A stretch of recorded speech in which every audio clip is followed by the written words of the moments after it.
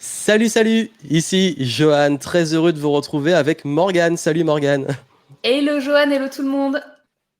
Je suis très content de t'avoir aujourd'hui. On se connaît depuis tellement longtemps et je crois que la dernière fois qu'on a fait un format comme ça, c'était avant mon événement en 2019. Donc ça fait un petit moment C'est vrai.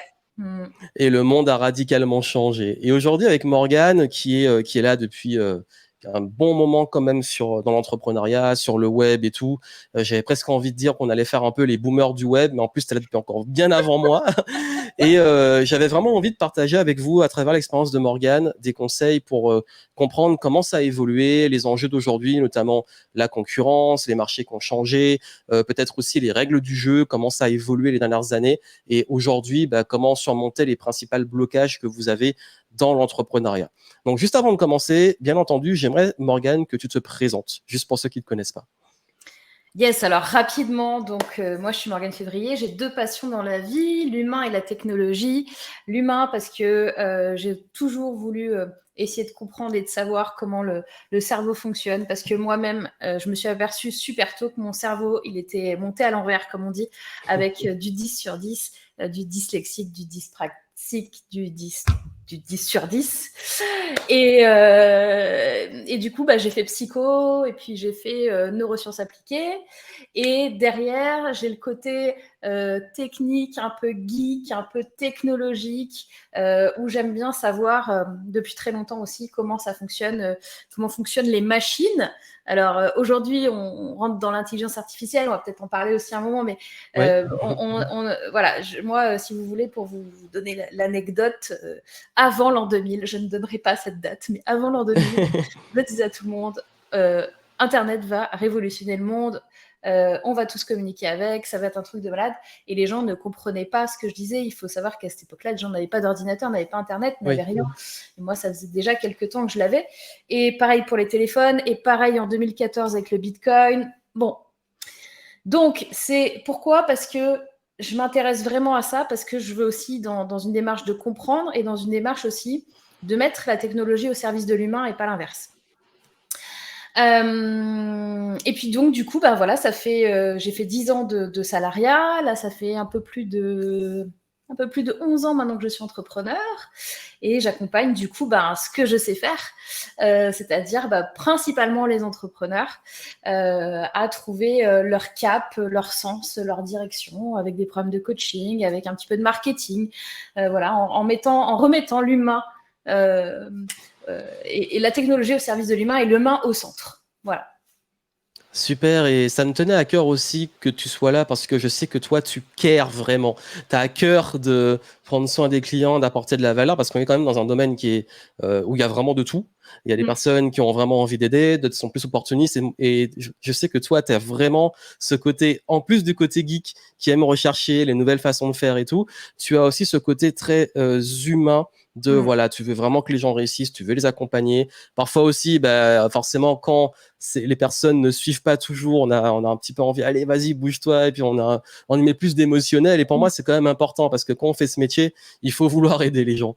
Et quand tu t'es lancé, parce que j'aimerais un petit peu voir un peu comment ça a évolué, parce qu'on a parlé des IA et tout, on va y revenir. Mais quand tu t'es lancé, c'était quoi les règles du jeu sur le web? Tu t'es lancé avec quoi? Avec quel type de projet et comment ça fonctionnait?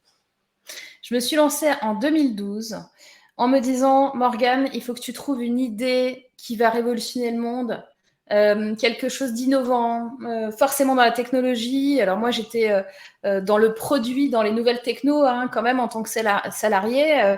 Je bossais avec M6, avec TF1, avec le groupe Lagardère, et je m'occupais de leurs applications mobiles ou du WAP2 à l'époque. Je ne sais pas si tu te souviens de ce truc de SFR ou chez Bouygues, il y avait l'iMode. Je vous donne des mots, seuls les anciens comprennent. Et du coup, voilà, j'étais dans ce mode de toute façon, je voulais sortir une application mobile. Ça, c'était pour moi en 2012. Donc, sachez qu'à l'époque, Oui. il n'y avait pas tant d'applications que ça, si on remet les choses dans leur contexte. Et ma première idée de boîte, celle que j'ai montée tout de suite, c'était je voulais changer la notion de conciergerie de luxe et l'adapter aux entrepreneurs et aux cadres dirigeants de façon à ce que ce soit beaucoup plus abordable via une application mobile et via un abonnement. Moi, je connaissais très très bien cette histoire d'abonnement, puisque j'avais eu au niveau business cette culture-là d'abonnement, grâce aux opérateurs mobiles aussi, je pense. C'est le custom de ton téléphone, etc. C'était des abonnements. Donc, je connaissais très bien ça. Et voilà, d'usurper la conciergerie de luxe. Moi, j'avais pas envie, tu vois, d'appeler un plombier ou machin. Je voulais que quelqu'un me le trouve, qui prennent rendez-vous pour moi. Tu vois, c'était de ce niveau-là. Oui. En 2 clics, voilà, bon, laisse-moi tranquille, je paye 50 € par mois, mais je veux la paix. Et j'ai créé ça, et ça a pas mal marché, mais c'est une époque aussi où les services en ligne sont pas du tout comme aujourd'hui. C'est-à-dire que c'est difficile de... Tu sais, aujourd'hui, tu as plombier.com, ou enfin, tu as des trucs comme ça. Enfin, je veux pas dire de marque, mais je les connais même pas, tu me diras. Mais à l'époque, c'est pas le cas. Et moi, j'ai du mal quand même, sur le marché français en tout cas, et j'avais pas pensé à ça, qu'il y avait un processus éducatif à faire. C'est-à-dire que, Oui, à cette époque-là, en France, c'était compliqué. Voilà. Et j'avais beaucoup de mal, en fait, à pitcher ce truc qui, pour moi, était un truc genre évident. Genre, en fait, parmi tous les services, les machins, tu veux réserver ton rendez-vous chez le docteur, tu veux acheter un truc sur Amazon, tu veux avoir ton plombier, tu veux avoir ta nounou, tu veux tout ça dans un truc, et quelqu'un qui gère pour toi. Pour moi, c'était fluide. Et j'ai eu du mal à faire accrocher. Les clients que j'ai eus au démarrage, c'était des gens des Français qui vivaient à l'étranger, la plupart, et des entrepreneurs en nomades digitaux, Oui. qui avaient capté ce que je faisais.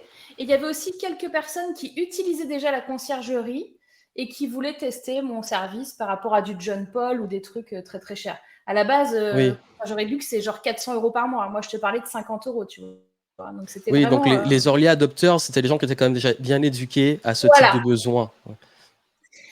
Donc, bon, j'ai galéré un peu, mais en vrai, j'ai eu des parutions dans les journaux, j'ai eu de la radio, enfin, tu vois, ça se déroulait pas mal. Mais j'avais pas non plus, enfin, tu vois, je devais avoir un récurrent peut-être à 1500, 2000 € par mois, tu vois, j'avais quelques clients. Et pour ça, en fait, je me suis mis dans un coworking, parce que je voulais pas être... après avoir fait 10 ans de salariat, j'étais quand même manager, donc j'avais tout le temps des gens autour de moi, et je me suis dit, bon, si je suis chez moi, alors je peux travailler, hein. C'est pas mon problème de pas travailler. Mon problème, c'est de faire que ça. Ah ouais, travailler chez soi, c'est plus le problème qu'on rencontre. Hein. C'est pas de se motiver à bosser, c'est de se motiver à ne pas bosser. Oui, mais tout le monde n'est pas comme ça. Oui. Donc moi, je suis dans le camp des gens que si tu leur donnes un ordi, tu les mets sur une île déserte, aucun problème. Donc je me suis dit, je vais aller en coworking pour quand même avoir une vie hors mon projet, voir des gens. Et dans ce coworking, en fait, les gens, ils voyaient moi ce que je faisais pour moi. Donc moi, je touchais à tout déjà à l'époque. Donc, ça veut dire, ne serait-ce que créer une page Facebook à l'époque. Il n'y avait pas beaucoup de gens. Faire de la pub sur Facebook en 2012, j'en faisais déjà. Être référencé sur Google, enfin, tous les trucs de base. Créer des applications mobiles, etc. Et en fait, j'ai des gens qui voyaient ce que je faisais et qui m'ont demandé « Hey Morgane, tu veux pas me former sur ça ou faire l'équipe, machin ?» Et au final, je me suis retrouvée avec le fameux loi de Pareto 80-20, où j'avais 80% de mon temps qui était alloué à mon projet de conciergerie, parce que c'était quand même long, tu vois. Je prenais du temps pour chacun des clients, etc., pour 20% de revenus, et 20% d'autres pour 80% de revenus. Et au moment, je me suis dit, bon, allez, c'est bon, ça suffit, je ferme ma conciergerie. Donc, j'ai arrêté tous les abos de mes clients d'un coup. Et bon, je leur ai dit quand même, excusez-moi, je vais faire machin, mais si tu veux, j'aurais pu rester comme ça aussi un petit moment, tu vois, avoir les deux et me dire, bon, c'est bon, j'ai 1500 € sur un truc, je le garde. En fait, non. Moi, je suis assez entière, c'est-à-dire que je peux pas faire juste un projet pour le faire. Si je suis plus dans le projet, si j'ai plus envie, si je le sens plus, s'il y a plus de sens, si je suis plus animée par ce truc-là, je l'arrête. Et donc, c'est ce qui s'est passé. Mais j'ai gardé mon nom de boîte, tu vois, j'ai gardé Wishes. Et du coup, je suis partie en formation, consulting, coaching. Donc, on m'a demandé du consulting, ça je savais faire. La formation, j'ai un peu appris à retranscrire mes connaissances et à les donner. Donc, ça, j'ai appris. Et coaching, je suis allée me former aussi au coaching.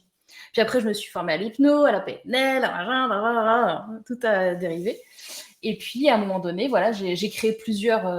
j'ai eu aussi des graves échecs, j'ai créé une boîte avec un Chinois, je me suis fait entuber. J'ai créé une application de jeu mobile qui s'appelait Parier sur la météo, pour parier sur la météo, avoir des cadeaux, que j'ai fermé parce que juste au moment où on commençait vraiment à être très très bien, il y a une loi qui est passée en France, la loi Hamon, qui disait que en fait tu n'avais plus le droit de payer pour prendre des jetons s'il y avait des cadeaux. En gros, mon système économique, c'était de payer pour pouvoir avoir des jetons. Et tu vas avoir des jetons gratuits tous les jours en plus. C'est-à-dire que tu pouvais faire du free-to-play. Ouais. Mais si tu voulais payer, si tu voulais parier plus, tu achetais des jetons et tu pouvais jouer. Sauf que ça, tu peux le faire. Sauf si tu permets aux gens de gagner un vrai cadeau. Et donc moi, comme on pouvait plus permettre aux gens de... Parce qu'on aurait pu le laisser et faire gagner genre des trucs numériques, tu vois. Et moi, j'ai dit non, c'est bon, moi, je vais faire gagner une télé, un iPad, un voyage, je peux plus, tant pis, je ferme la boîte. Tu vois. Comme quoi, parfois, c'est une loi qui peut casser ton modèle économique.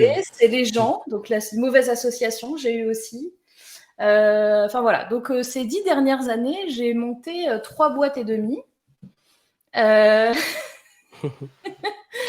Je suis passée par tous les cas. J'étais en associé, j'ai eu des salariés. Et puis aujourd'hui, voilà, j'ai une équipe, mais c'est des freelances. Et j'ai plus que ma boîte d'origine pour le moment.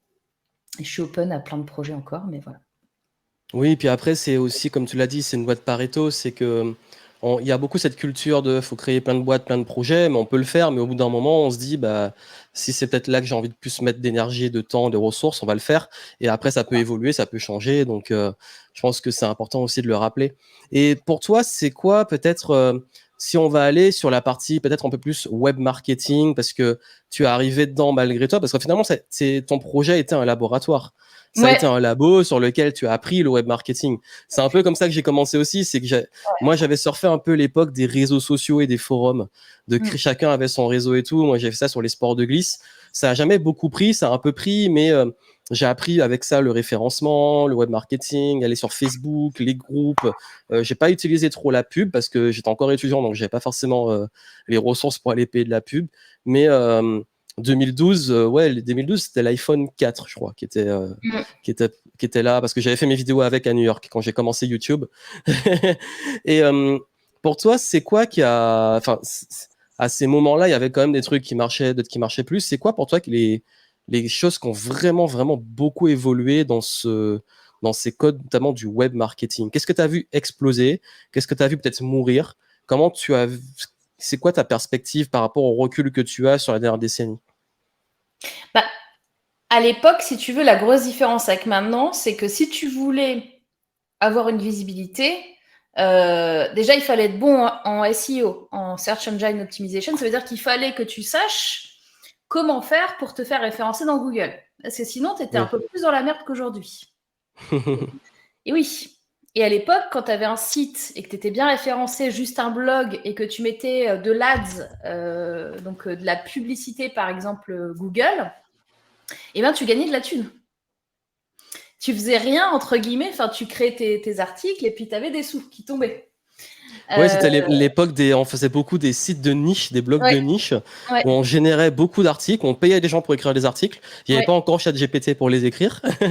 et c'est vrai que ça tournait tout seul. On a tous nos vieux blogs qui avaient des milliers de visiteurs chaque jour et ça tournait tout seul. Ça tournait tout seul. Après, il y a eu, je dirais, vers... je ne veux pas dire de bêtises, mais on a toujours une longueur de retard sur les États-Unis. Oui. Mais en tout cas, en France, je pense que vers 2014, il y a dû y avoir les premières formations en ligne. Oui. Dans le sens un peu plus professionnel et un peu plus de monde qui le faisait. Pourquoi ? Parce que tout ça, c'est une question de... Enfin, tu vas me dire, toi, si tu partages mon avis, mais c'est une question d'outils en premier, c'est-à-dire que tu pouvais en 2014, 2013 faire ton WordPress, même si tu n'étais pas trop technicien. Alors, il fallait quand même bidouiller un peu à l'époque. Moi, j'ai toujours bidouillé, donc voilà, ça commençait. Et puis, il commençait à y avoir les premiers CMS un peu plus simples. Je pense que ça doit être 2015-2016, si je ne dis pas de bêtises. Et là, en fait, ça a commencé à popper. Enfin, les gens, comme l'accès à la technologie, comme il n'y avait plus besoin de savoir coder, comme le paiement en ligne aussi était plus simple. Parce que, punaise, moi, en 2012... le paiement en ligne. Fallait coder les trucs pour intégrer un PayPal sur le site, ça buguait tout le temps, c'était une horreur. Ouais. C'était horrible, c'est-à-dire qu'il ne suffisait pas de dire je veux faire du business. En fait, techniquement, franchement, c'était la merde, je vous le dis. Aujourd'hui, hein, vous avez vos petits CMS, vous intégrez, on vous dit ouais, mais le pixel Facebook là, quel est ton numéro de machin, connecte ton PayPal en cliquant là. Ouais, à l'époque, c'était pas ça.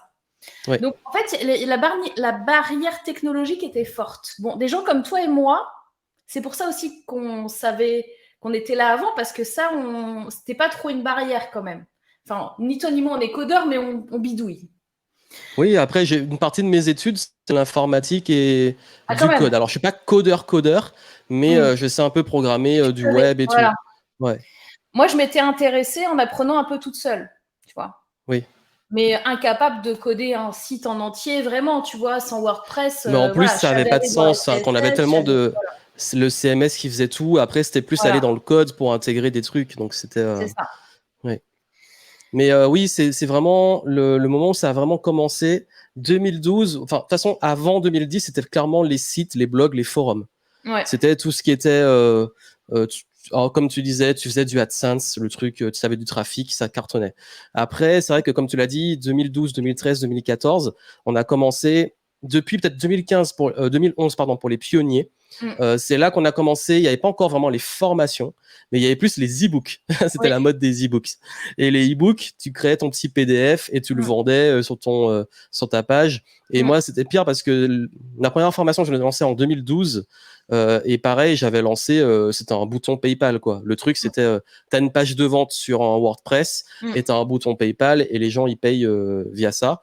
Et après, c'était sur un blog. Les meilleurs tunnels de vente, c'était juste trafic organique et tu mettais les liens de tes formations à l'action, les gens achetaient. Ça, c'est par 2012 jusqu'à 2014. Donc après, il y a eu un peu plus de monde. Donc après, il y a l'âge d'or des différentes plateformes qui sont sorties. De l'accès au paiement aussi, qui était plus simple. Puis c'est là que sont arrivés tous les ClickFunnels, tout ça. Ils ont commencé à vraiment popper. ClickFunnels, etc. Et puis, là, il y a commencé à avoir quelques abus, je crois, avec des touristes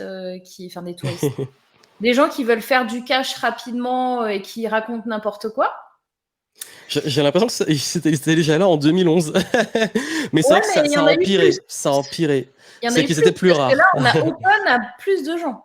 C'est clair. Parce qu'en plus, ce qui s'est passé, bon, après, c'est le paradoxe, c'est que ça a aussi, pour nous qui donnons des conseils en marketing, malgré nous, on a un petit peu aussi formé des gens. Donc, ça leur a aussi donné plus d'accès. Donc, finalement, ça a fait qu'il y a eu ça. Mais comme tu le dis, oui, le moment où ça a commencé à partir en vrille, 2015, 2016, 2017, ça a commencé à ce moment-là, oui. Ouais, clairement. Et puis, je dirais, le marché, il mature 2016-2019. Ça mature. Il y a l'arrivée Instagram change des choses. Ouais. À ce moment-là. Et puis après 2019. Alors là, c'est 2019-2020, Covid. Et là, en fait, là, il y a eu beaucoup de gens qui se sont posés des questions de sens. Beaucoup de gens qui ont compris que Ah, mais attendez, on peut se parler en visio, dis donc. Mais c'est incroyable, ça existe, il y a des Les outils pour ça. webinars. Il y a des webinaires. Ah, dis donc, alors, il y a un outil, il s'appelle Zoom. Je sais pas si tu connais. Les gens se sont réveillés. Genre, il y avait le monde normal et le monde d'Internet. Et les gens, en fait, depuis 2019, ont capté qu'en fait, le monde normal et le monde Internet, ben, ça peut faire partie du monde tout court. Je sais pas si tu l'as vécu comme ça toi aussi. Oui, Et 2019, c'était justement l'événement que j'avais organisé où tu étais intervenu ouais, aussi. Et après, dès qu'on est arrivé à l'année suivante, il y avait aussi une mode, si on va encore plus dans les détails, c'est qu'il y avait les formations en ligne. Mais 2019, les formats des grosses formations s'essoufflaient un peu. Ça oui, commençait déjà. Pourquoi ouais. ça s'essoufflait? Parce qu'il y a eu la mode, il y a une nouvelle mode et un nouvel arrivage du high ticket. Ah oui, oui, j'ai oublié ça, oui. Et le high ticket, il est vraiment arrivé C'est vrai, 2018-2019 à c'est fond. vrai, tu as raison. Et les immersions, tout le monde faisait ces immersions, ces gros masterminds, tout ça. Bon, il y a toujours un train de retard sur les États-Unis qui le faisaient déjà depuis 2014, 15, 16. Mais c'est vrai qu'il y a eu ce tournant-là qui a beaucoup joué aussi parce que les gens commençaient à être, comme tu l'as dit, éduqués aux formations, C'est ça. mais ils commençaient à voir aussi les limites des formations. Clairement, clairement. Et puis, donc ouais, il y a un grand éveil, on va dire, je pense, de plein de gens par rapport au sens du travail aussi, et par rapport aux opportunités, aux possibilités qu'il y a. Donc, et qu'est-ce que je veux vraiment faire de ma vie? Ça Oui. aussi, c'est se mettre sur pause et se dire, mais attends, là, je suis en train de faire ça, mais en vrai, enfin, c'est pas ok pour moi, ou alors bah tiens, c'est ok, ou tiens, j'aimerais bien faire ceci, cela. Les gens ont capté qu'ils pouvaient se former sur Internet. Wouh, la news, tu vois. Et du coup, là, alors là, le marché s'est emballé de fou. Je sais pas si tu as capté toi aussi. Oui, tout le monde s'est lancé sur le web en Voilà. 2020. En fait, tout le monde s'est dit, bon bah c'est bon, je vais créer mon truc. Genre, c'est facile. Genre, no problemo. Je suis pas. Alors, ça fait 5 minutes que j'ai utilisé ChatGPT. Je vais lancer une formation ChatGPT. Il y a eu un Et gros boom 2020 ouais. de lancement dans tout ce qui est avec les reconversions et tout ce qui est Mm, coaching, pouvoir créer sa formation en ligne. Tout le mm, monde s'est mis à faire du contenu sur tous les réseaux qui existent. mm. Donc il y a eu cet emballement, ouais. 2020, TikTok arrive aussi, Oui, anciennement Musical.ly. Donc, on est passé des petites gamines de 10 ans qui dansent la Macarena sur Musical.ly attends, TikTok, c'est le nouveau réseau social d'influence qui éclate tout le monde. oui. Et Euh, qui a révélé beaucoup de personnes, dont ouais, il y a Kaby Lamé, tout ça, qui ouais, sont, enfin il y a beaucoup d'influenceurs qui ont explosé durant le confinement sur TikTok. ouais. Ça change aussi les choses. C'est la consommation du contenu Oui. et le format. Donc ça change beaucoup la donne. Et des gens comme toi et moi qui ont l'habitude plus de trucs qualitatifs. Alors, je dis pas que c'est pas forcément qualitatif. Ça peut être qualitatif les vidéos courtes, hein, mais on a plus souvent du qualitatif avec du long, quand même. Oui. Moi, j'ai tout de suite capté TikTok. Je me suis inscrite en 2020. Tu vois, j'ai fait des trucs. Et les premières vidéos que je fais, je me souviens, je suis en panique totale. Je me dis, Parce putain, mais il faut speeder en 1 minute. je me dis, mais comment? Mais à l'époque, il n'y a même pas 1 minute. Je crois que tu es obligé de faire genre Ouais, 15 je ou crois que 20 c'était 30 30 secondes, un truc secondes. comme ça, ouais. Et en fait, j'essaye, je me dis, c'est bon, attends, excuse-moi, je sais faire de la vidéo, tu vois. Donc, c'est pas TikTok qui va dire que je sais pas faire de la vidéo. Je fais le truc, mais j'y arrive pas. Je n'y J'ai arrive pas. galéré aussi. J'ai galéré au début. Donc, je m'intéresse, je me suis vraiment intéressée au truc. J'ai mis du temps, j'ai consommé du TikTok. Donc, j'ai même sorti une formation TikTok avec ma fille qui m'a conseillé, du coup, tu vois, à l'époque, elle m'a aidé à comprendre comment ça marchait. J'avais vraiment l'impression d'être vieille, tu vois. Ouais. Et en fait, ouais, c'est une nouvelle façon C'est super important pour vous qui nous regardez de comprendre ça, c'est que votre business, vous devez vous mettre au courant de ce qui se passe et vous devez vous adapter. Si vous voulez, alors je ne dis pas forcément qu'il faut que vous créez un compte TikTok aujourd'hui, mais il faut que vous compreniez comment ça marche. Oui. Et vous voyez, YouTube a copié en faisant du shorts, Instagram a copié en faisant les reels, et du coup, même les stories et tout ça, enfin bref. TikTok Parce qu'en plus, avant, on a oublié, mais il y avait eu 2016, c'était l'explosion de Snapchat. Alors, c'est encore utilisé aujourd'hui, mais c'est plus... j'ai demandé beaucoup à la nouvelle génération, j'utilise beaucoup de Snapchat comme nous, on pourrait utiliser par exemple WhatsApp, mais c'est plus trop... À un moment, il y a eu une vague aussi pour le business d'être sur Snapchat. Ouais, alors j'ai testé, j'ai un compte Snapchat. Alors pour le coup, j'y arrive pas moi. Je sais pas toi, mais moi. J'avais essayé en 2016-2017. Après, j'ai un peu lâché quand c'est parti en vrille. Mais c'est comme en fait, ce qu'on peut vous dire aussi, c'est que il y a toujours des places to be à des moments, et forcément, plus on y est tôt, plus on peut surfer la vague. Par exemple, je sais que moi, YouTube, j'ai été très tôt. Et j'ai surfé la vague. Enfin, mes vidéos les plus vues, honnêtement, elles sont entre 2014 et 2016, de loin. Et après, ça a rechuté. Mais c'est vrai que la réalité, c'est que il faut, même si on n'y va pas, faut comprendre les codes. Pour savoir aussi, parce que si on veut jouer dessus, il faut jouer avec les codes. On peut les casser. On peut aussi utiliser sans forcément y aller à fond. Mais au moins être conscient de où est l'attention et quelles sont les règles du jeu sur ça. Clairement. Clairement, en fait, il faut comprendre comment ça fonctionne. Et il faut être prêt à s'adapter. Voilà. En tant qu'entrepreneur, votre mission, c'est d'être au courant et d'être en accord avec le marché, quoi. Faut faire un produit marché. Qu'est-ce que tu dirais à ceux justement qui disent là c'est un peu la panique parce qu'il y a trop de trucs. Il y a TikTok, il y a Instagram, il y a Facebook qui est encore un peu là. Il y a YouTube, il y a Twitter qui est revenu en force pour le business. Donc surtout sur le marché anglophone, Twitter il carbure. Hein. Et français ils sont un peu encore une fois en retard. LinkedIn aussi cartonne. Donc maintenant quelqu'un qui voit tout ça, il est perdu, il se dit mais je peux pas. Qu'est-ce que tu lui donnerais comme conseil? Numéro 1, alors ce que je vais vous dire, ça va peut-être vous paraître contre-intuitif, mais numéro 1, se concentrer sur un seul truc, même s'il y a plein de choses. Alors après, vous allez me dire, oui, mais toi et Johan, vous êtes sur Insta, vous êtes sur YouTube, vous êtes OK. Mais nous, on est là depuis longtemps et on sait gérer ça. On sait gérer le YouTube, l'Insta, le truc, sans être en panique, sans être complètement étouffé. Oui, et puis on les a utilisés avec leur arrivée. Il y a un moment, on faisait que du YouTube. Et après, on est passé à beaucoup de podcasts et après à beaucoup d'Instagram. On n'a pas tout fait en même temps d'un coup. C'est qu'on a compris les codes au fur et à mesure. Clairement. Moi, mon podcast, je l'ai sorti en 2014. Toi aussi, tu as dû le sortir dans ces eaux-là. C'était parmi les 2014, ouais. Mais ouais. Tu vois, et alors que c'est maintenant, en 2023, que le podcast a le vent en poupe, quoi. Aujourd'hui, c'est quoi? T'as pas ton podcast? Qu'est-ce qui s'est passé? Tu vois. Bon.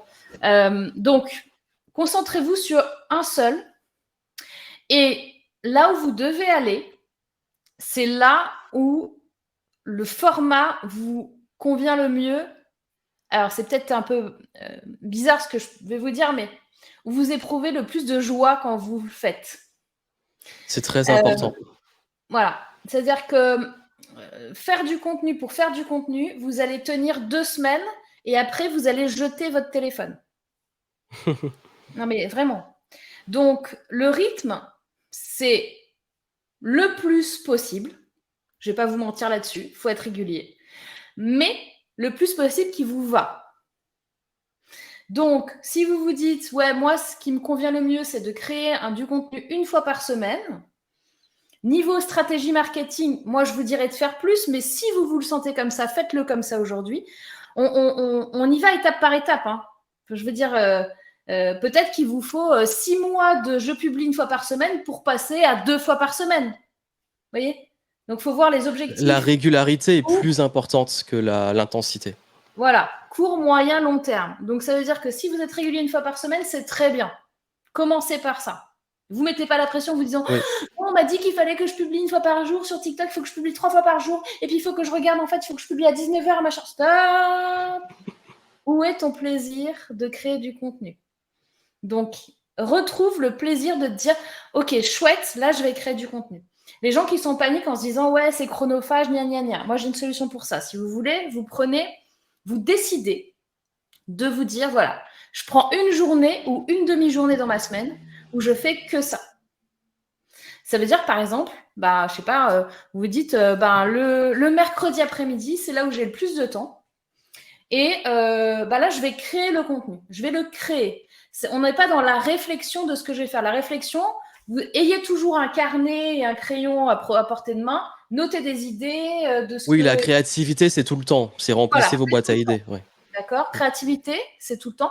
Créer le contenu. Vous avez déjà l'idée. Vous avez déjà le processus créatif qui a été fait.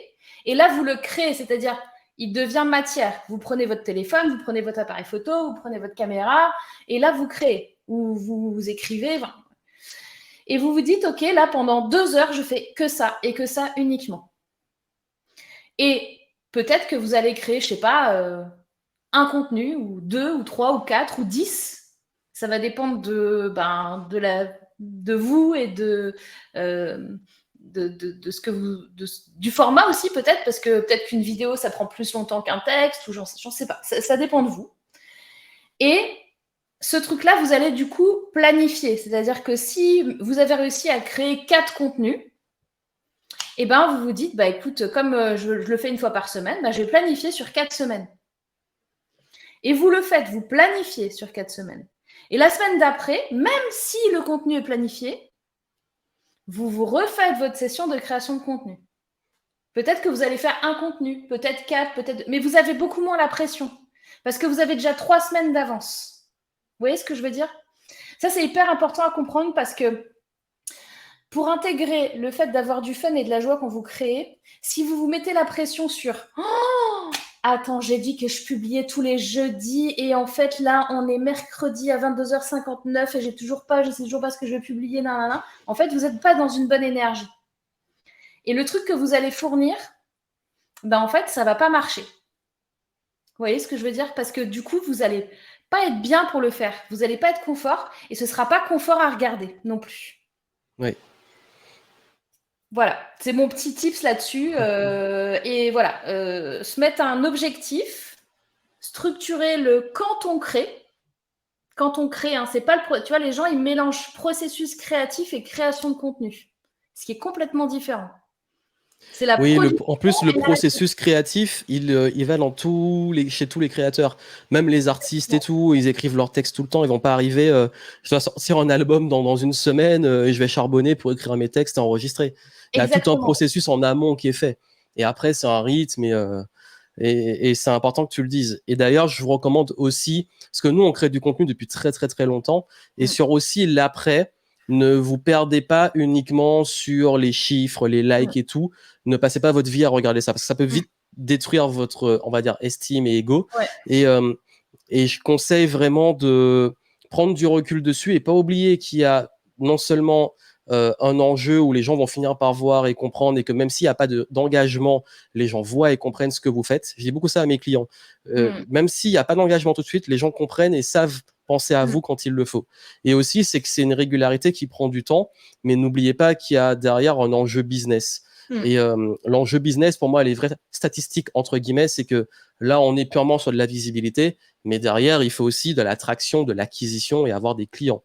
Alors, c'est pas indispensable d'être sur tous des réseaux, même un réseau pour avoir des clients. Il y a plein de façons d'avoir des clients, mais c'est quand même une ouverture et une façon d'avoir ce qu'on appelle de la présence. Et la présence, c'est extrêmement important parce qu'on a parlé de régularité, et c'est qu'à force de vous voir, même si vous n'avez pas beaucoup de monde, à force de vous voir, les gens sauront venir vers vous au bon moment.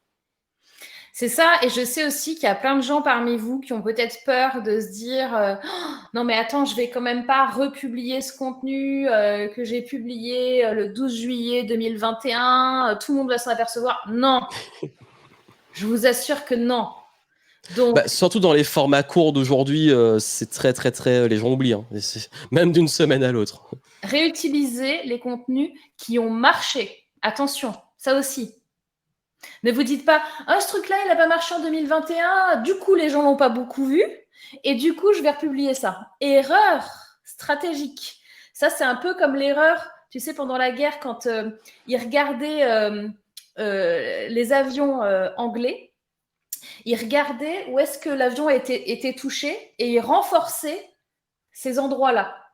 Alors qu'en fait, c'est une erreur, parce que ce sont des avions qui revenaient en étant touchés à cet endroit-là.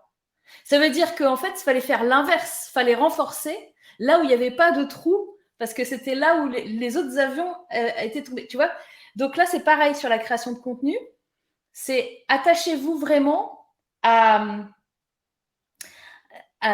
et j'ai plus ce que je voulais dire. Ce qui fonctionne. Ça veut dire que si quelque chose a fonctionné, allez dessus. Oui. Et puis aussi, il y a ce qui fonctionne et ce qui fonctionne. Je m'explique. Il y a ce qui fonctionne, qui peut faire de la visibilité et c'est bien. D'avoir du reach, parfois d'avoir un peu de buzz et tout, c'est bien. Mais n'oubliez pas aussi ce qui fonctionne en termes d'attirer aussi des clients. Parce qu'il y a un moment, et par exemple, je peux donner un exemple. J'ai réussi à faire 1 million de vues sur une vidéo sur TikTok. Voilà, j'ai cassé les games de TikTok sur une vidéo. Elle a explosé, j'ai pas compris. et ce million de vues, s'il fallait dire qu'est-ce que ça m'a rapporté au niveau argent, business, entrepreneuriat, pas grand-chose, pour être honnête. Alors que j'ai fait des contenus qui font 200 vues, où j'ai des gens qui m'ont contacté ou qui ont acheté des produits ou qui sont devenus des clients en consulting haut de gamme.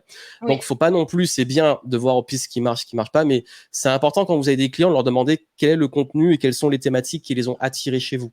Parce que visibilité n'est pas toujours une preuve de notoriété et en plus, une bonne façon d'avoir des clients. Et je connais beaucoup de gens qui ont beaucoup de visibilité, mais qui gagnent 10 fois moins. Donc, c'est pour ça qu'il ne faut pas se fier uniquement à ce qu'on appelle les vanity metrics et être conscient que c'est important d'avoir de la visibilité, mais il faut que le plus important, c'est aussi la conversion vers vos clients. Et puis, je crois il y a un point, on a parlé un peu du web et tout, mais Morgane et moi, il y a quelque chose qu'on fait depuis quand même des années qui est ultra important, c'est qu'on a développé des listes d'emails et qu'on a développé aussi des bases de clients et des bases de prospects.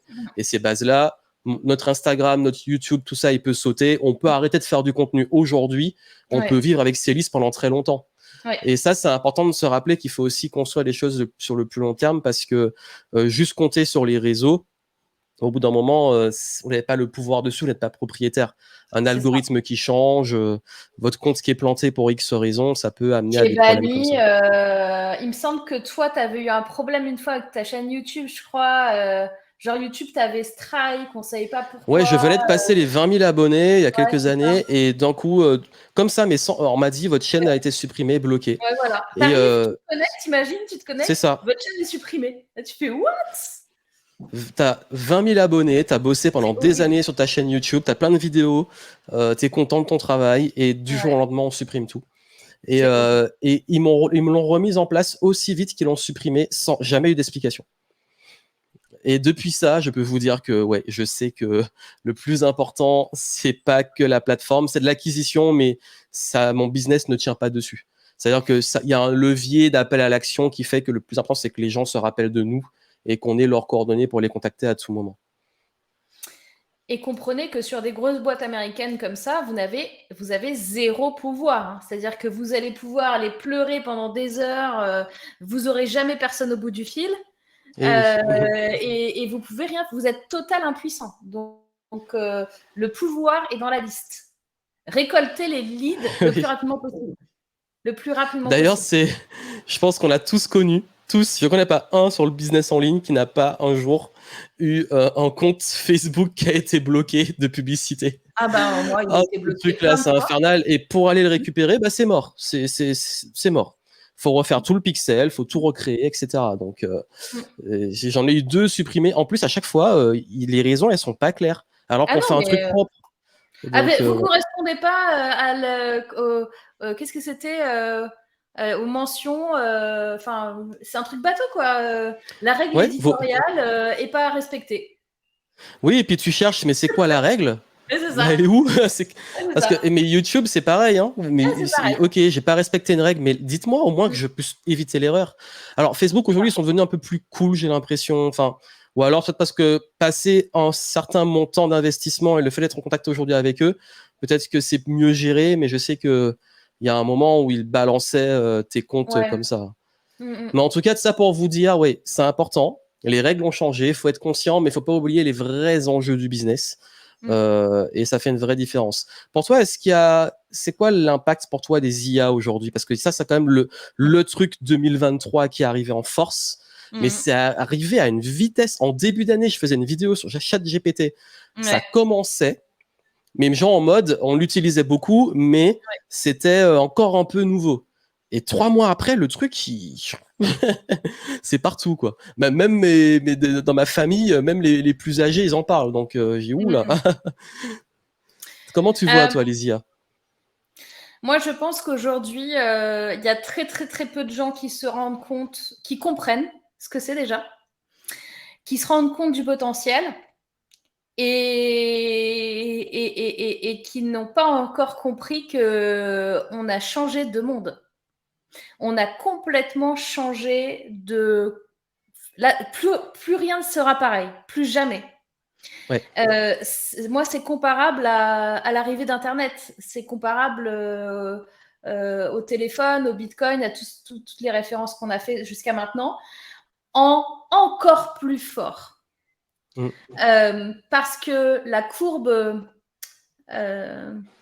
d'innovation, la courbe d'innovation est exponentielle. Donc, là, on est au mois de juin 2023.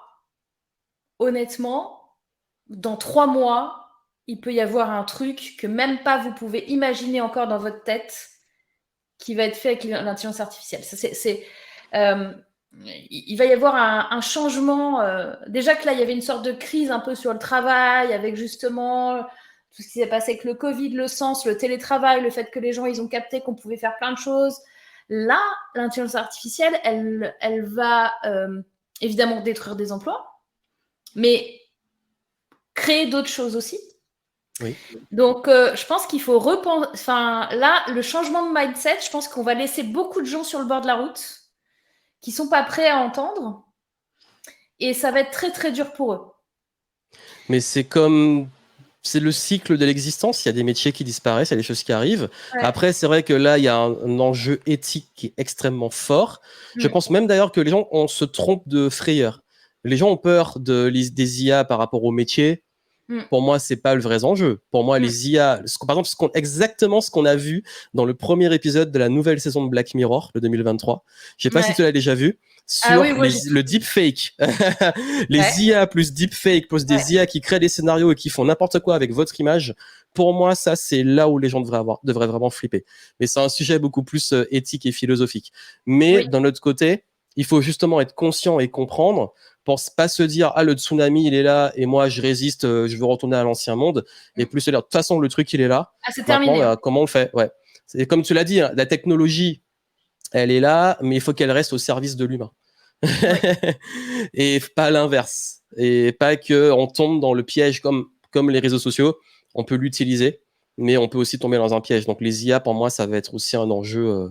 Et c'est dur peut-être de prédire exactement ce qui va se passer, mais en tout cas pour moi il faut être prêt et s'intéresser au sujet, mais pas rester dans les trucs superficiels, les peurs et le sensationnel, mais plus une vraie compréhension profonde des enjeux.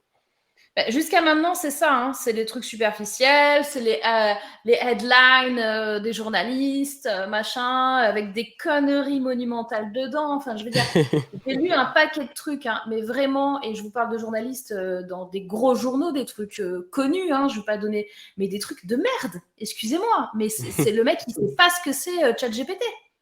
C'est comme les Meuporg, je sais pas si tu te rappelles de ça, toi qui aimes les jeux vidéo. Ouais. Les journalistes qui avaient défoncé les jeux en ligne, c'est exactement ça, ils connaissent rien mais ils parlent des trucs, quoi. Et le truc c'est que le grand public, il écoute ça. Et il se dit, ah ouais, d'accord, ChatGPT, il est même pas capable de faire une addition, oh, il s'est trompé, il m'a pas donné la bonne date de machin. Mais mec, c'est de la prédiction. C'est du conversationnel prédictif. C'est pas Google. C'est pas une encyclopédie. C'est pas des choses justes. Il prédit ce qu'il croit que tu veux entendre. Voilà. Et là où c'est puissant, c'est que l'enjeu va aussi être de comprendre comment... En fait, je vais dire un truc très simple. On dit que, par exemple, Google et Internet a abruti les gens. Pour moi, non. Les gens ont toujours cherché la facilité et à déléguer leur intelligence, pour le coup, à des outils. Donc, avec les IA, c'est être plus fort. Mais il y a encore des gens aujourd'hui qui ne savent pas faire des requêtes sur Google, qui veulent chercher une information. On a parlé de coder, par exemple. Oui. Moi, le plus grand challenge quand j'ai appris à coder, c'était savoir poser les bonnes questions pour trouver les bonnes réponses sur Google. Aujourd'hui, dans ChatGPT, tu peux avoir l'usage débile, écris-moi un truc ou fais-moi 3 plus 3 ou des calculs, comme tu peux aller utiliser exactement différentes séquences de requêtes pour exactement avoir le truc le plus fin dont tu as besoin. Et ça, c'est une nouvelle forme d'intelligence. Pour moi, c'est ça, vers ça qu'on va aller. Comme on a dit, par exemple, depuis 2010, je pense que la grosse intelligence à développer était de savoir, peut-être pas forcément coder, mais on disait qu'il fallait que les enfants comprennent comment programmer et comment l'algorithmique et tout, la logique algorithmique. Ben, aujourd'hui, pour moi, c'est une nouvelle logique à partir de 2020, là, enfin, cette nouvelle décennie qui va entrer en jeu. Il y a des connexions, hein. Pour moi, c'est un peu les mêmes types d'intelligence. Mais là, il faut apprendre aussi à savoir comment l'utiliser. C'est pas, parce que comme tu l'as dit, c'est quelque chose qui va suivre un processus. C'est ça, c'est très juste ce que tu dis, c'est que le challenge, en fait, c'est pas de lui demander un truc, n'importe qui peut demander n'importe quoi. C'est d'avoir la bonne question. C'est un peu comme en coaching, en fait, tu vois. C'est là où je m'éclate, c'est que si tu sais poser la bonne question, tu as la bonne réponse. Et pour la petite histoire, là, je viens de coder grâce à ChatGPT qui m'a donné le code. Je lui ai demandé qu'il me crée un code. J'ai créé un test de personnalité. D'habitude, je fais tout à la main avec des trucs, laisse tomber, hein, avec de l'Excel. Alors K1, tu vas là, K2 en mind map, des trucs, c'est tentaculaire quand je fais un truc comme ça, parce que c'est pas la première fois que je fais un test de personnalité. Là, j'ai demandé à ChatGPT qui me code. Le code, je l'ai pris, je l'ai mis sur un site. Le truc marche. Il marche mieux que ce que moi j'aurais pu faire, parce que déjà, je n'aurais jamais pu.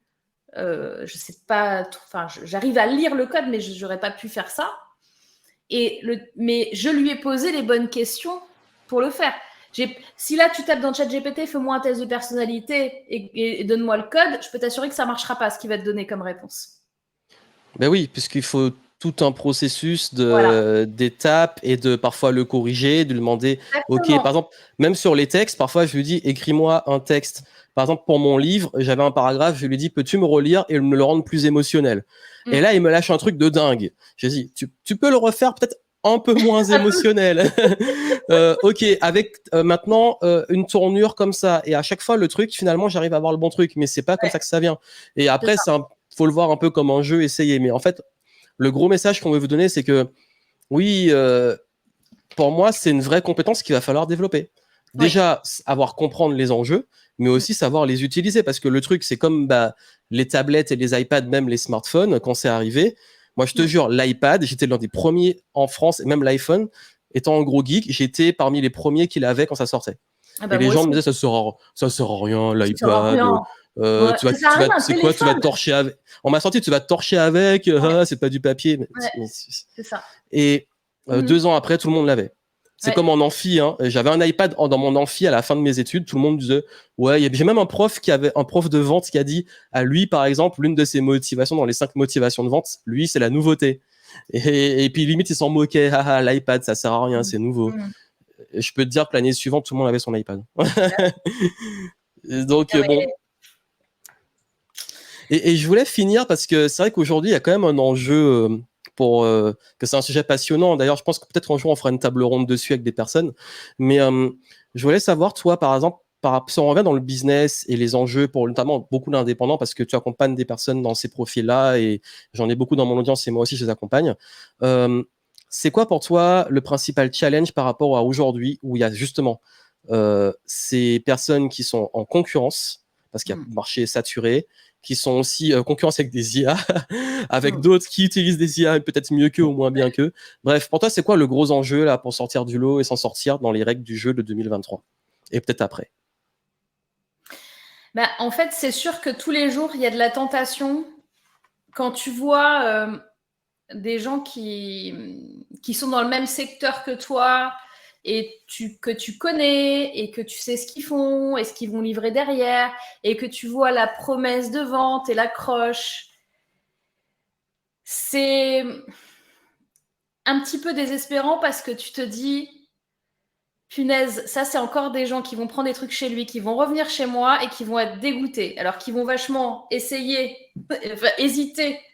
en se disant ah là là, mais la dernière fois, je me suis fait avoir. Et que je vais récupérer à la petite cuillère.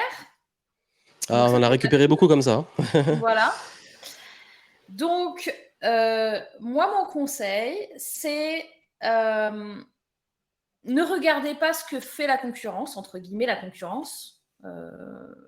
Moi, j'aime pas dire concurrence dans le sens, je pense qu'on a tous notre place. Vous voyez, là, Johan, il a dit, bah oui, ça nous arrive d'accompagner les mêmes types de profils avec Johan, mais en fait, on s'est jamais senti concurrent ou quoi que ce soit. Bah non, et puis en plus, en termes de valeur, moi, en fait, aussi, c'est comme tu le dis, pour moi, c'est des valeurs. C'est que quelqu'un qui me dit qu'il allait chez Morgan et tout, je suis content parce que je sais que tu cares, justement. Par contre, oui, comme tu l'as dit, c'est quelqu'un qui va se faire arnaquer, aller chez quelqu'un et qu'il n'est pas content, ça va me saouler. Après, elle a fait son choix. Mais pour moi, je vois pas la concurrence dans le sens où les gens, en plus, sont grands, ils vont choisir les bons. Et puis, je considère qu'on est dans un monde d'abondance et qu'il y a à apprendre chez tout le monde, quoi. C'est ça. Donc, en fait, moi, mon conseil, c'est ne regardez pas trop ce que font les autres parce que vous allez vous comparer et vous allez vous dire « Ah, un tel a fait ça, du coup, moi aussi, nanani, nanana », enfin, des choses humaines. Oui. Et parce que vous manquez peut-être de confiance dans ce que vous voulez livrer. Mais en fait, la vraie clé pour vous différencier, c'est d'assumer pleinement qui vous êtes, votre authenticité, et le message que vous avez envie de livrer, même s'il vous paraît fou, en fait. Même si vous vous dites waouh, mais quand même, est-ce que je suis légitime là-dessus et tout ça, virez-moi ça tout de suite. Voilà. Essayez de vous mettre à la place des personnes qui ont besoin de vous et dites-vous que plus vous allez mettre de temps à vous rendre visible, et moi, vous allez pouvoir les aider. Moi, ça a été un truc un peu déclenchant chez moi, tu vois, d'aller chercher ça. Ce truc de sens et de se dire, mais punaise, si je me bouge pas le cul, en fait, je peux aider moins de gens et les gens, ils sont peut-être en train de m'attendre là. Donc, si je veux faire le bien, eh ben, j'ai intérêt à oser et à aller vers ma singularité. Hein. C'est un des trucs que je traite aussi, tu vois, dans Métamorphose. J'ai 3 métamorphoses et des immersions. Singularité, impact et leadership. Pour moi, c'est 3 axes qui sont hyper importants pour vous pour développer votre business. Allez trouver votre singularité, l'assumer et être authentique le plus possible. Et c'est vachement dur à faire en vrai. Et c'est ça qui fait toute la différence parce qu'on s'accroche souvent à des techniques marketing, faire du contenu comme tu l'as dit. Mais ce qui fait vraiment la différence chez ceux qui y arrivent vraiment, c'est leur identité. Bon, vous prenez n'importe lequel qui est bien installé dans le business depuis longtemps, je parle de longévité. Il a une personnalité, une identité, une marque à laquelle il est associé, des valeurs qui sont très facilement reconnaissables. Chacun est différent, et en plus, même si vous dites, OK, mais quelqu'un d'autre fait la même chose que moi, mais c'est pas grave, faites-le à votre façon. Et Morgane et moi, finalement, on fait à peu près des choses similaires, mais on les fait pas du tout pareil. Donc, c'est ce qu'on a notre singularité, notre personnalité, et c'est ça qui va faire la différence, plus que finalement ce que vous vendez derrière. Donc, c'est ce que tu dis, c'est extrêmement important, et j'ai envie de vous dire, tu l'as dit, hein, tu as donné un coup de pied aux fesses de le temps que vous perdez à pas être visible, c'est du temps à ne pas aider à avoir des clients qui ont besoin de vous. Et j'ai presque envie de dire, en plus, ce qui serait dommage, c'est de vouloir vous copier d'autres et attirer les mauvaises personnes. Parce que je crois qu'au final, les bonnes personnes vont venir justement dans ces valeurs. Alors, ça aussi, c'est un truc qui est hyper important, ce que tu dis, Johan. Moi, j'en avais pas conscience au départ. C'est qu'à un moment donné, il y a des gens, il faut que vous soyez OK avec pour dire non, je ne veux pas travailler avec ces personnes-là. C'est vachement dur. Hein. Quand vous commencez tout ça, vous dites oui, mais quand même, ça fait du chiffre d'affaires, je commence, il faut bien que j'essaie. Honnêtement, je pense, Joanne et moi, on a essuyé des plates là-dessus. Moi, aujourd'hui, je suis high level en intransigeance sur les clients que j'accompagne. En fait, vous allez le payer beaucoup plus cher que ce que ça va vous rapporter. Non, mais vraiment, lâchez pas, soyez au clair avec les personnes que vous ne souhaitez pas accompagner. Et quand un profil se présente comme ça, envoyez-le vers un collègue, quelqu'un d'autre, mais dites-lui, excuse-moi, je ne peux pas t'accompagner. Faites-le vraiment. Ça va ouvrir d'autres possibilités et ça va vous enlever des ennuis sur du court long terme. Voilà. Ah, ça, c'est un conseil en vente que je donne tout le temps, que les gens ils ont du mal parce qu'ils ont peur, Oui, c'est mais normal, hein. C'est du je CA sais. et tout, mais je crois on sait tous les deux que quand on oublie ce concept et qu'on cède, et parfois même pas par C'est CA, à dire foutu. ok, mais peut-être que pour lui ça va être une exception. Oui. Ça coûte, mais tellement plus. Je vous Oui. jure, 100% des fois où j'ai cédé à un client que je voulais pas, Ouais. et parfois ils insistent, hein, quand on dit non, Oui. non, non, bah ils veulent encore plus, c'est l'esprit humain. Oui. Et derrière, mon intuition, elle me dit, mais voilà, t'as fait ta connerie, parce que ça va être des ennuis, mais high level, mais vraiment des trucs qui vont vous coûter beaucoup plus. Et il y a même des fois où j'ai dit, et franchement, tiens ton argent, j'en veux pas. Je te redonne ton argent, j'en veux pas, parce que c'est pas, on n'est pas compatible, en fait. Et c'est même pas une question de, on n'est pas à la hauteur pour les aider ou quoi, c'est une question de compatibilité. Et ça, c'est important. La qualité de vos relations avec vos clients, ça fait tout dans le business. Clairement. Bon, en tout cas, Morgane, merci beaucoup. J'aurais vraiment aimé qu'on ait encore beaucoup plus de points, tellement il y a de la richesse à partager. Mais je voulais rester en dessous d'une heure. C'est quoi ton actualité? Où est-ce qu'on peut te retrouver pour la suite? Écoute, morganefévrier.com. Et puis l'actualité, c'est mes immersions, voilà, Métamorphose. J'en ai un en septembre qui est quasi complet. Donc voilà, c'est le 16 et 17 septembre à Lyon et ce sera Singularité. Donc c'est 2 jours dans un château et ça va être top. Et voilà, il y a quasi plus de place, donc voilà, allez voir. Sinon, il y a janvier derrière. Ok, bah, je mettrai de toute façon tes infos en Ouais. descriptif pour ceux qui nous regardent et nous écoutent. Et en tout cas, encore une fois, merci à toi. C'est vrai que les sujets sont vastes et que je voulais qu'on joue un petit peu les boomers du web, parler un peu de la Ouais, je perspective. pense que c'est ce qu'on a fait. C'est ça, mais vous avez déjà aussi, on voulait vous apporter aussi un recul parce que tous les deux, on est là depuis très très très longtemps. Je crois qu'on a vraiment, en plus à fond, commencé en 2012 en même temps. Donc, c'est vraiment en 2012 que moi je suis vraiment passé à fond. Avant, j'étais plus derrière un blog. Et je crois que c'est aussi ça qui fait la différence, c'est la longévité. Et il y a des choses qui restent. Et c'est ça que je voulais que Morgane discute, c'est que il y a des choses qui vont pas changer, tout ce qu'on vous a dit sur votre unicité, différenciation et tout. Les réseaux, ça va changer, les plateformes, les codes, etc. Faire des vidéos d'1 minute, faire des formats longs. Les formats longs reviennent, hein, là, on en a fait un. Mais vous allez voir que finalement, ce que vous allez mettre dedans en termes d'intention, de message, de personnalité, ce qui est vraiment le plus important. Donc ça, c'est le cœur qui va vous faire évoluer parce que nous, on a été sur toutes les plateformes et on est encore là d'un point de vue business. Donc, c'est là que ça se joue. Donc, en tout cas, merci beaucoup, Morgane.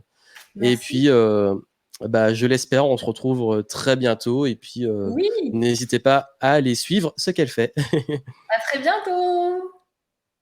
Salut. À très bientôt. Ciao, ciao. Merci beaucoup. Ciao.